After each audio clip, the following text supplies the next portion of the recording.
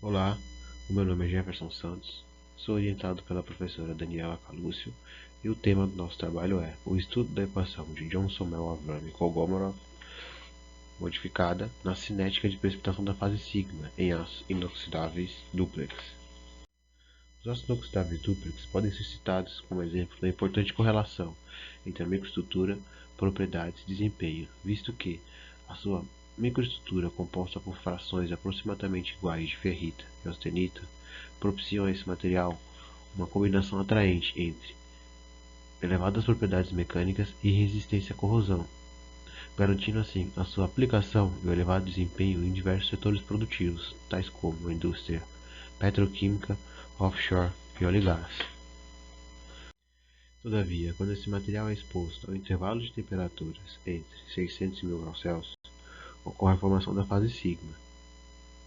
A fase sigma é uma fase rica em cromo e molibdênio e possui uma elevada dureza, e a sua formação empobrece as regiões adjacentes nesses elementos, o que acaba comprometendo propriedades como ductilidade, tenacidade e resistência à corrosão.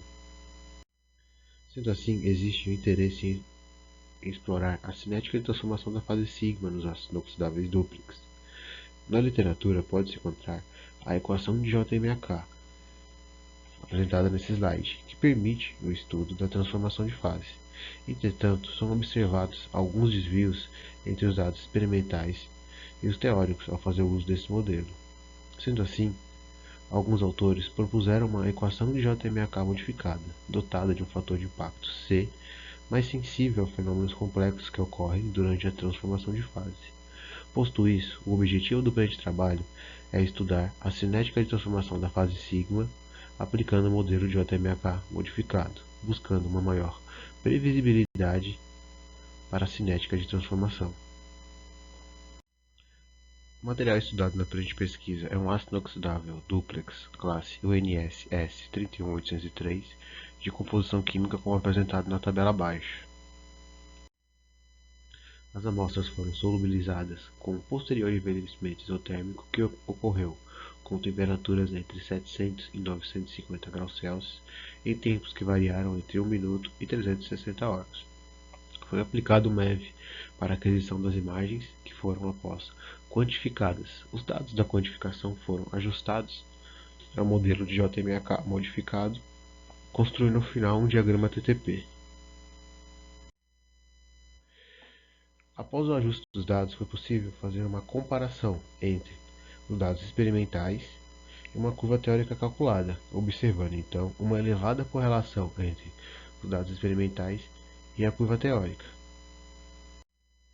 Essa elevada correlação foi observada em todas as temperaturas estudadas na presente pesquisa.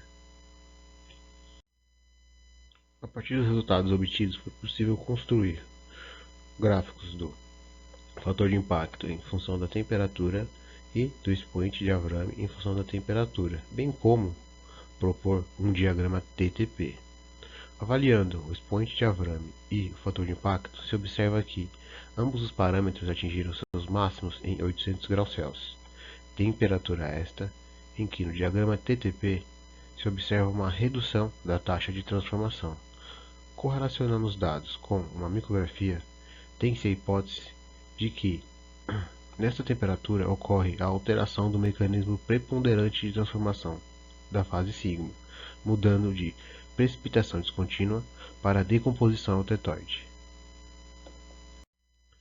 Sendo assim, chega-se à principal conclusão do meu trabalho, em que os resultados mostram evidências da transição do mecanismo preponderante de formação da fase sigma na temperatura de 800 graus Celsius, justificando então o maior valor do fator de impacto e a redução da taxa de transformação.